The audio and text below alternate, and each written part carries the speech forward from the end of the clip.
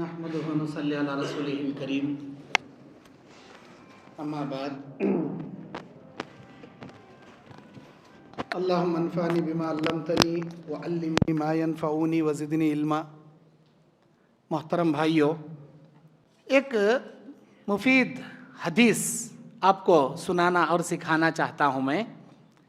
دیکھیے، قیامت کے دن دو قسم کے فیصلے ہوں گے. ایک حقوق اللہ کے معاملات کے فیصلے، دوسرا ہے حقوق العباد، بندوں کے معاملات کے فیصلے. حقوق اللہ کے معاملے میں اگر آپ سے کچھ کمی پیشی ہو گئی، اللہ چاہے تو معاف کرتا، اللہ چاہے تو معاف کرتا. لیکن حقوق العباد کے مسئلے میں آپ نے کچھ کمی پیشی کر دیا تو اللہ اس وقت تک معاف نہیں کرتا جب تک وہ بھائی آپ کو معاف نہ کر دے جس کے ساتھ آپ نے حق تلفی کیا. حقوق العباد کا مسئلہ بڑا نازک مسئلہ، اللہ اس میں ہرگز نہیں چھوڑے گا آپ کو. حقوق العباد کے مسئلے میں چوکنا رہنا چاہیے انسان کو. کسی کا قرضہ لیے ڈبا ڈالے، کسی کو جھوٹ بول کو دھوکہ دے ڈالے، کسی کا مرڈر کر ڈالے، کسی کی عزت لوٹ ڈالے، کسی کے خلاف چاڑی چغلی غیبت کر ڈالے، کسی کو گالی دے ڈالے، کسی کو تمانچہ مار دیے. یہ تمام حقوق العباد کے مسئلے. حقوق اللہ کے معاملے میں کمی پیشی ہوئی تو اللہ معاف کرتا. حقوق العباد کے معاملے میں آپ کمی پیشی کر کے گئے، اللہ کے پاس گرفت ہوتی ہے آپ کی، اللہ کے پاس گرفت ہوتی. آپ ایسے عمل کر کے جاؤ، اللہ آپ کو نہیں پکڑنا، اللہ کے پاس گرفتیش نہیں ہونا آپ کی. ایسے پاک اور صاف ہو کر جاؤ. انسان ہونے کے ناطے گناہ ہوتی ہیں، لیکن حقوق العباد کے معاملے میں غلطیاں نہ کو کرو. اگر غلطیاں ہو گئی، موت آنے سے پہلے جا کے وہ بھائی سے معافی مانگ لو. یہ ہوا حقوق اللہ حقوق العباد کا مسئلہ. اب انسان سے جڑا ہوا ایک اہم مسئلہ کیا ہے؟ انسان چار آدمیاں کے ساتھ بیٹھے بیٹھے کسی کی بھی غیبت کرتا، معلوم کیا اب اس کے بارے میں غیبت شروع. وہ مسجد کے متولی، معلوم کیا اب شروع. وہ جماعت کے امیر صاحب، معلوم کیا اب اس کے بارے میں انہیں شروع جتنا اس کے پاس معلومات رہتی غیبتاں شروع. ایسے آپ نے اپنی زندگی میں کتنے ہزار لوگوں کی غیبتیں آپ نے نہیں کی ہوں گی. ظاہر سی بات ہے، آپ بھی کیے ہیں، میں بھی کیا ہوں، میں بھی انسان ہوں، میں بھی کیا ہوں، آپ بھی کیے ہیں. کتنے ہزار لوگوں کی غیبتیں نہیں کرے رہنگا ہمیں.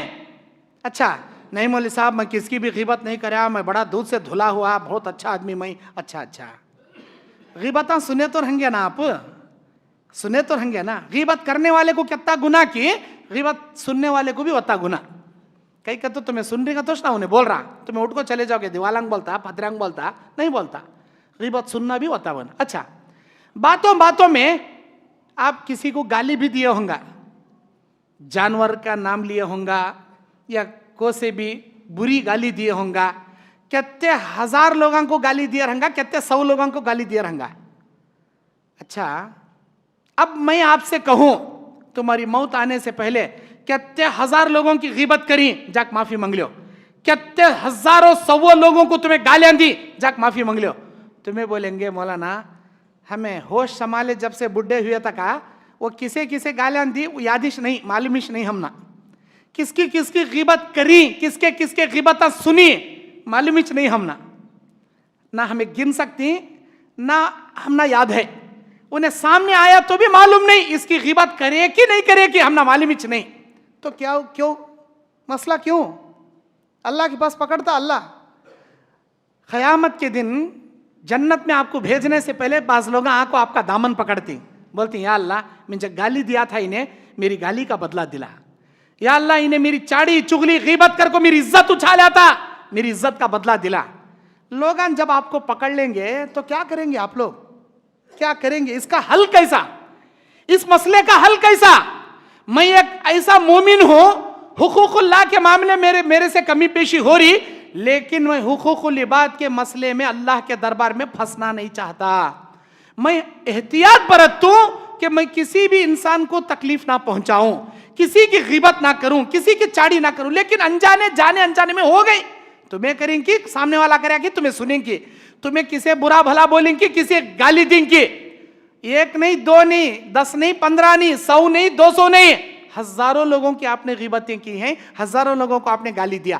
اب اللہ کے دربار میں اللہ آپ کو پکڑتا, ایک ایک آدمی کی غیبت کا بدلہ چکا بولتا, ایک ایک آدمی کی گالی کا بدلہ دیو بولتا. کیسا کرنا, ہمیں کیسا کرنا, اللہ کی پکڑ سے بچنا بولے تو کیسا کرنا.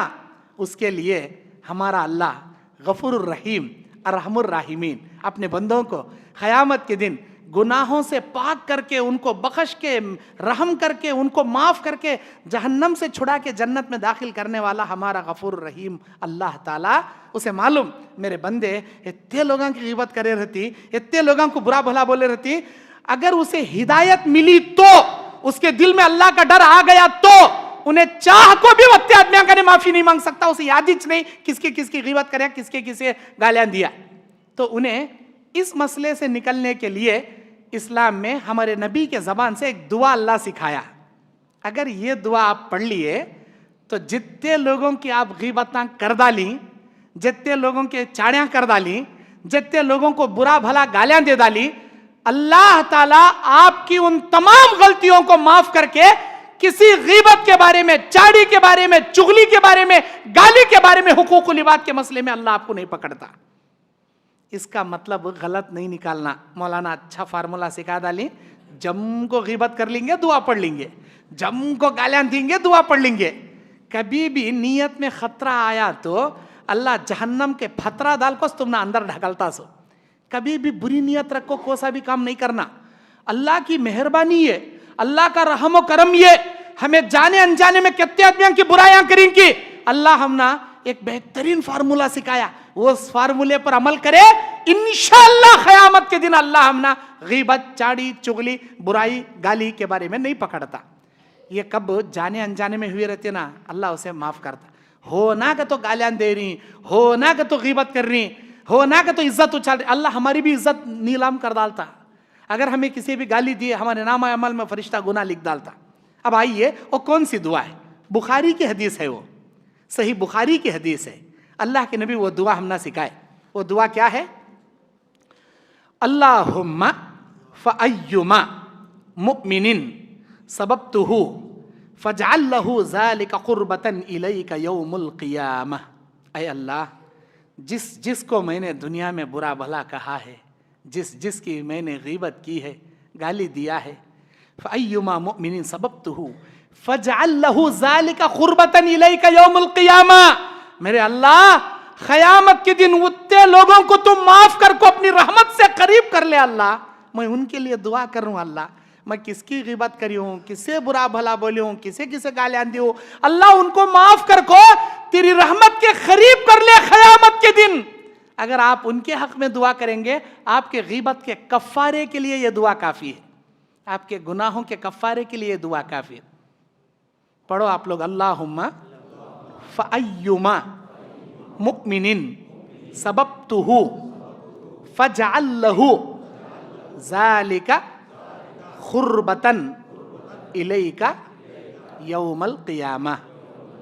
یہ ایک دعا ہوئی. اور ایک دعا بتا دو, ابو داؤد کی.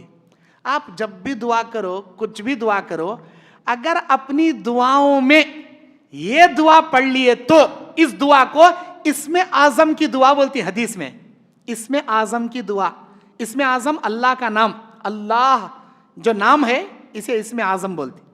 اسم اعظم کی دعا یہ, اگر آپ اپنی دعا میں اسم اعظم کی یہ دعا کر لیے تو اللہ تعالیٰ بولتا اس کی وہ دعا میں کسی صورت میں رد نہیں کرتا, ضرور قبول کرتا ہوں اس کی دعا. آپ اپنی دعا کے بیچ میں ایک مرتبہ یہ اسم اعظم کی دعا پڑھ ڈالے تو اللہ ہماری دعا 100% قبول کرتا, ہرگز رد نہیں کرتا. وہ دعا جس دعا کے اندر تم اسم اعظم کی دعا کر لو گے, اسم اعظم اللہ سے مانگ لو گے, وہ اسم اعظم کیا ہے؟ اللہم انی اسألوک بانی اشہد انک انت اللہ لا الہ الا انت الاحد الصمد لم یلد ولم یولد ولم یکن لہ کفوا احد. اللہم انی اسألوک بانی اشہد انک انت اللہ لا الہ الا انت. اے اللہ, میں گواہی دیتا ہوں تو میرا اکیلا اللہ ہے, تیرے سوا میرا کوئی معبود نہیں.